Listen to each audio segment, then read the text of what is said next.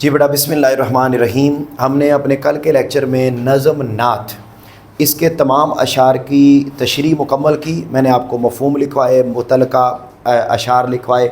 अगर आपको याद हो तो थोड़ा थोड़ा ज़रा सोचेंगे। याद आ रहा है? हाँ, अगर किसी को याद नहीं आ रहा और उसका हाफ़्ज़ा कमज़ोर है तो वो खुश्क पानी का इस्तेमाल करे। बोलिए किसका? खुश्क पानी का। अगर आपकी मम्मा ने आपको नहीं पिलाया और आप बड़े परेशान हैं कि वो तो सिर्फ़ अपने पसंदीदा बेटे को या बेटी को पिलाती हैं और आप उसको पीने से महरूम रहे हैं, तो आप खुश्क पानी की बजाय पानी को धोकर इस्तेमाल कर सकते हैं। क्या? पानी को धोकर इस्तेमाल करें, हाफ़्ज़ा तेज़ हो जाएगा। धोने से गंदा क्या, धोने से साफ़ होता है। पानी को धो सकते हैं। आज आप घर जाएं, पानी लें, उसको आप सर्फ़ के साथ धो लें, ठीक है, कोई मसला नहीं। अगर आप धो नहीं सकते, आपको धोना नहीं आता, तो आप एक और काम भी कर सकते हैं, बड़ा सादा सा है। आप पानी को निचोड़ कर पी लें, ठीक है। पानी पकड़ें, उसको निचोड़ें, आप पी लें, इससे भी हाफ़्ज़ा तेज़ होता है। और अगर ये भी नहीं कर सकते तो कम अज़ कम आप पानी लें, उसको कपड़ा मारें और पी लें। क्या? पानी को कपड़ा मारें और पी लें। तो ये इन 3 तरीक़ों से आपके हाफ़्ज़े में इजाफ़ा होगा।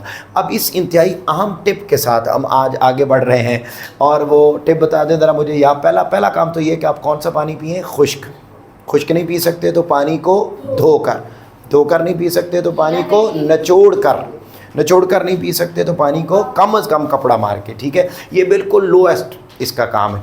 ये भी काम करता है, हाफ़्ज़ा तेज़ हो जाता है इससे, लेकिन चलो कम अज़ कम पीना चाहिए। अब यहाँ देखिए, बात मैं ये समझाना चाह रहा हूँ कि नात की जो एक्सरसाइज है आज हम वो कर रहे हैं। सबसे पहले बेटा देखिए ज़रा, नात में फिल इन दी ब्लैंक्स हैं, खाली जगह हैं, इनको पुर कीजिए। दिल जिससे ज़िंदा है वो तमन्ना तुम्ही तो, पहला लफ्ज़ इसमें आ जाएगा तमन्ना। उसके बाद दूसरा है सब गायतों की गायते ऊला, सब गायतों की गायते ऊला। फिर तीसरा जलते हैं जिब्राईल के पर जिस मुकाम पर, तो जिब्रील आ जाएगा। उसके बाद उस नूरे अव्वली का, यहाँ आ जाएगा नूरे अव्वली। उसके बाद दुनिया में रहमते दो जहां,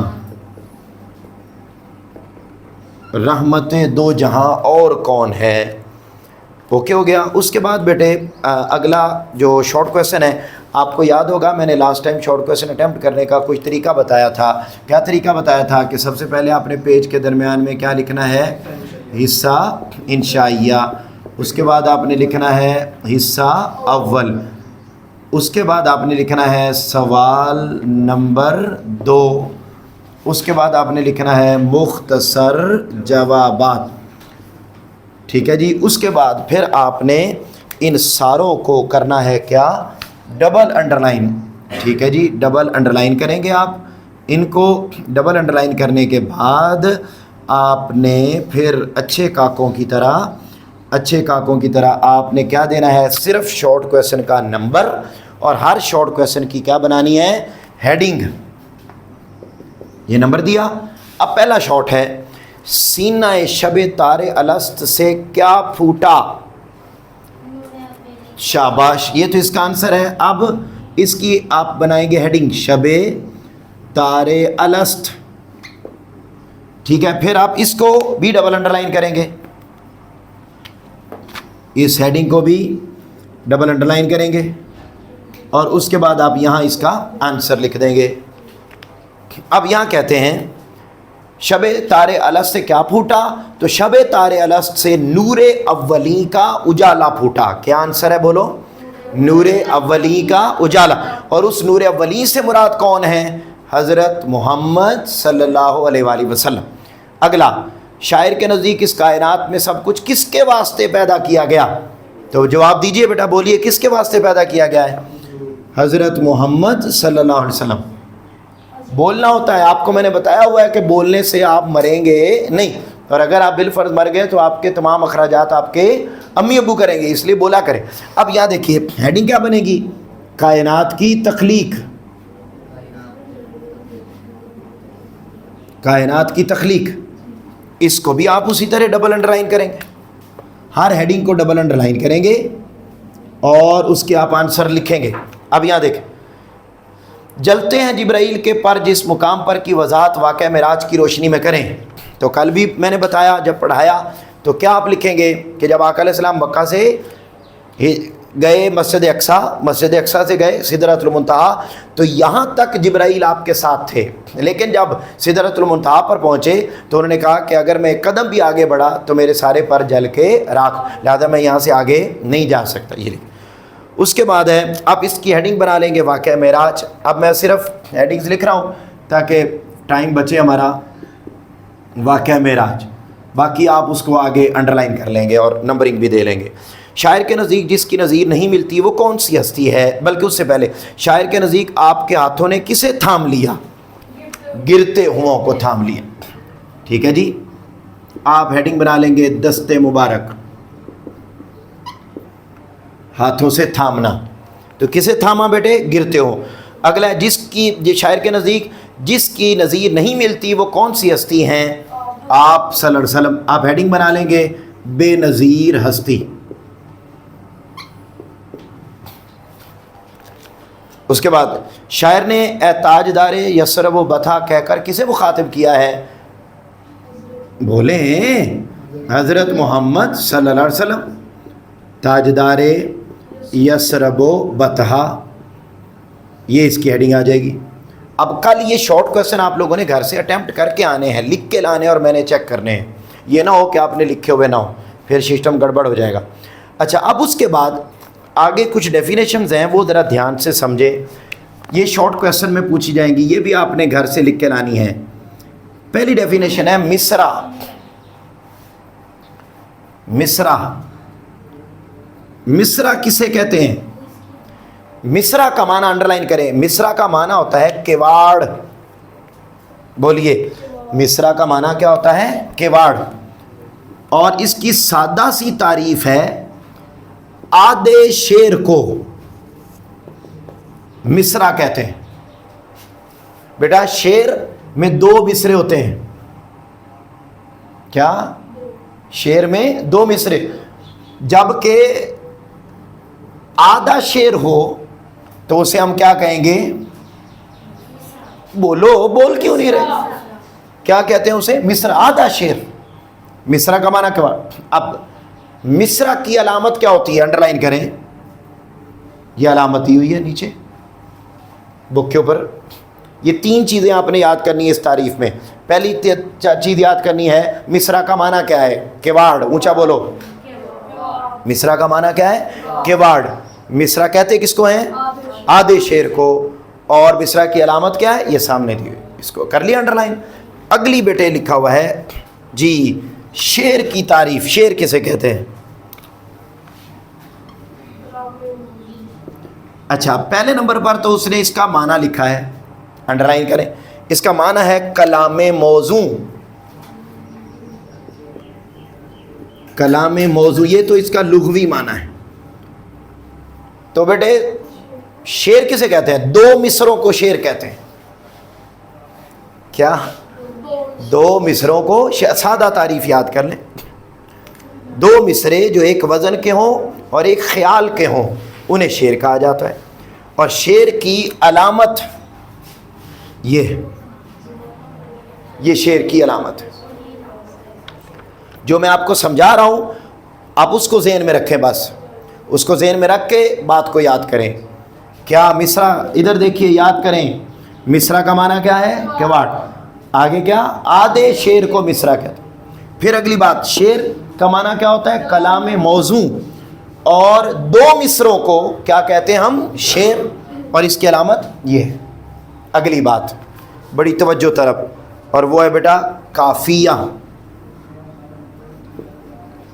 ہاں جی، اب قافیہ کسے کہتے ہیں؟ بڑا سادہ سا ایک معنی ہے، ایک لفظ ہے، اس کو ذہن میں رکھ لیں بیٹے۔ ہم وزن اور ہم آواز الفاظ، جیسے زمل، یہ گھر میں لکھنے والا کام ہے، ٹھیک ہے، ابھی صرف سمجھیں اور میرے ساتھ بولیں، جو میں بات کر رہا ہوں اس کو دیکھیں، سمجھ کے پھر لکھتے جائیں، کوئی مسئلہ نہیں، بات کو سمجھیں۔ میں نے بتایا مصرع کا لغوی معنی کیا ہوتا ہے؟ شعر کا لغوی معنی کیا ہوتا ہے؟ قافیہ کا لغوی معنی کیا ہوتا ہے؟ اچھا، ہم بیٹے کوئی بھی نظم دیکھتے ہیں، کوئی بھی نظم، کوئی بھی غزل، تو اس میں کچھ الفاظ وہ ہوتے ہیں جو ہم وزن اور وہ سیم تو نہیں ہوتے مگر سیم لگتے ہیں۔ بولو، ہم وزن اور ہم آواز کا کیا مطلب ہے؟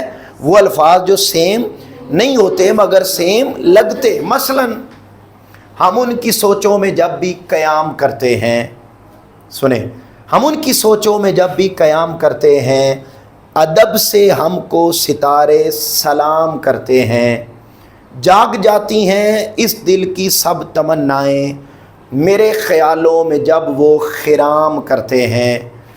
اب یہ جو لفظ تھا سلام، قیام، خرام، یہ کیا ہیں؟ کیا؟ ہم وزن اور ہم آواز الفاظ۔ بولو اونچا، میرے پتروں کو سمجھ آ رہی ہے گل دی ہے؟ اچھا، ہم وزن اور ہم جو ایک جیسے ہوں، مثلا یہی والی نعت ہے، ذرا مجھے اس میں ہم وزن اور ہم آواز الفاظ ڈھونڈ کے دیں۔ دل جس سے زندہ ہے وہ تمنا تمہیں تو ہو، ہم جس میں بس رہے ہیں وہ دنیا تمہیں تو ہو۔ شاباش۔ اگلے مصرے میں، پھوٹا جو سینہ شب تارے الست سے، اس نور اولی کا اجالا تمہیں تو ہو۔ نہیں، اس میں کوئی نہیں ہے، اس میں کوئی نہیں ہے۔ یہ جو تمنا، دنیا، اجالا ہیں، اولا، شناسا، بطحا، تنہا، یہ کیا ہیں؟ یہ ہم وزن اور ہم آواز الفاظ ہیں۔ اچھا، یاد رکھ لیں، کسی بھی نظم میں آنے والے ہم وزن اور ہم آواز الفاظ جو ردیف سے پہلے آئیں، انہیں کیا کہا جاتا ہے؟ قافیہ۔ تعریف بولو میرے ساتھ، کسی بھی نظم میں آنے والے ہم وزن اور ہم آواز الفاظ جو، ٹھیک ہے، عائشہ سے پہلے آئے تو اسے زیمل کہتے ہیں، ٹھیک، لیکن اگر ردیف سے پہلے آئے تو اسے قافیہ کہتے ہیں۔ میرا پتر سمجھتے نہیں آ رہی؟ آنی بھی نہیں چاہیے تھی، ٹھیک ہے۔ اچھا، اگلا بیٹے آخری ہے ردیف۔ ردیف کسے کہتے ہیں؟ اس کا لغوی معنی بولیے کیا لکھا ہوا ہے؟ ہاں جی، گھوڑ سوار کے پیچھے بیٹھنے والا۔ جی، اول کا کپاٹھی، بڑے دھیان سے آج آپ لوگ گھر میں جائیں، مجھے تھوڑا فیل ہو رہا ہے کہ حافظے کا کوئی پرابلم ہے، تھوڑا حافظے میں کمی ہے، تو آج میں نے ان کو الٹرنیٹیوز دیے ہیں اور ان کو بتایا کہ اگر آپ کی ماما کے آپ پیارے نہیں ہیں اور آپ خشک پانی نہیں پی سکے، وہ تو ڈیفینیٹلی کسی ایک بچے کو پلانا ہے، تو آپ اس کے الٹرنیٹیو کے طور پر گھر جائیں، خود ہی پانی دھو کے پی لیں، تو وہی والا سٹیٹس ہو جائے گا آپ کا۔ پانی دھو کے نہیں پی سکتے، پرابلم ہے، تو آپ پانی کو نچوڑ کر پی لیں۔ اگر وہ بھی نہیں کر سکتے تو کم از کم آپ پانی کو کپڑا مار کر پئیں۔ تو یہ سارے ان کو الٹرنیٹیوز دیتی ہیں۔ یہ بھی نہ کر سکے تو پھر آپ پانی پر یا سرینام پڑھ کے پی لیں، ٹھیک ہے۔ تو اس طریقے سے آپ کے حافظے میں اضافہ ہو۔ اب یہاں دیکھیے ردیف کا کیا معنی ہے، بولیے۔ پیچھے بیٹھنے والا۔ میرے پترو ادھر دیکھو، کسی بھی نظم میں وہ الفاظ جو ایک جیسے ہوں اور بار بار آئیں اور قافیہ کے بعد آئیں، وہ ہیں، وہ سیم نہیں ہیں۔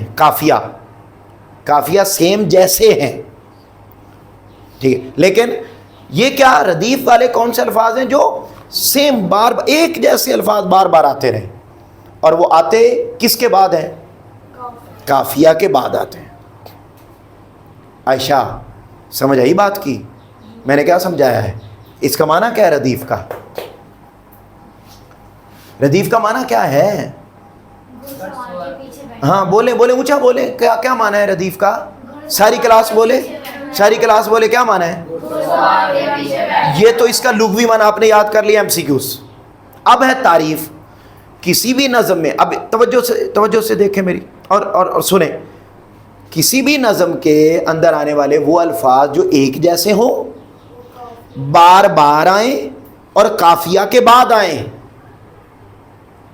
تین چیزیں بولیں. پہلی, ایک جیسے ہوں, بار بار آئیں, قافیہ کے بعد آئیں. پھر بولیں نمبر 1, ایک جیسے ہوں, بار بار آئیں, قافیہ کے بعد آئیں.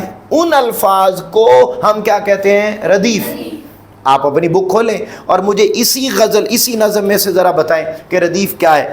دل جس سے زندہ ہے وہ تمنا تم ہی تو ہو, ہم جس میں بس رہے ہیں وہ دنیا تم ہی تو ہو, صرف تم ہی تو ہو, تم ہی تو ہو. اب پوری نظم میں تم ہی تو ہو, تم ہی تو ہو بار بار آیا ہوا ہے یا نہیں؟ تو یہ جو بار بار آئے ہوئے ہیں, اور یہ بتائیں قافیہ سے پہلے آئے ہوئے ہیں قافیہ کے بعد؟ قافیہ کے بعد. اور بار بار آئے ہوئے ہیں اور ایک جیسے ہیں. نہیں سمجھے اس کو؟ اب آگے چلیں اور بات کو ختم کرتے ہیں. یہ اس کے بعد یہ ڈیفینیشنز ہو گئیں اور اس میں کچھ بھی لکھا ہوا نہیں. اسی کے ساتھ ہی ہمارا یہ لیکچر مکمل ہوتا ہے. اور کل آپ لوگوں نے گھر سے آتے ہوئے یہ شارٹ کویسچن لکھ کے لانے ہیں اور یاد کر کے آنے ہیں. اپنا بہت زیادہ خیال رکھنا ہے. رستے میں جاتے ہوئے کسی چیز لے کے نہیں کھانی, فرنٹ سیٹ پہ سونا نہیں, اور کل تک آپ نے میری یاد میں